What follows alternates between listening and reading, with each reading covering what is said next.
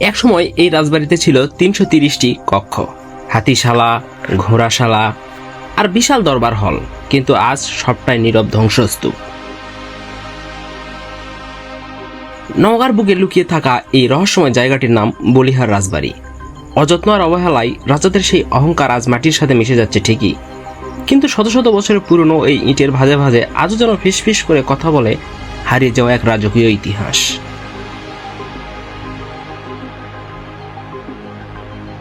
এর চারপাশের গা ছমছমের নিস্তব্ধতা আর প্রাচীন মন্দিরের জৌলস আপনাকে মুহূর্তে কয়েকশো বছর পিছনে নিয়ে যাবে। এখানে দাঁড়ালে মনে হবে রাজারা যেন এই তো কিছুক্ষণ আগেই এখানে ছিলেন।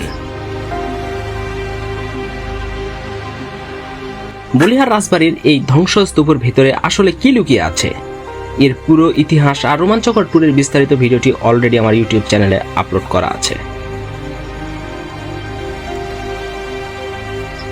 বলিহার রাজবাড়ির এই ধ্বংসস্তূপ থেকে আজও যেন ইতিহাস কথা বলে। রাজবাড়ির প্রতিটি দেয়ালে কান পাতলে আজও শোনা যায় সেই প্রাচীন সময়ের জৌলস।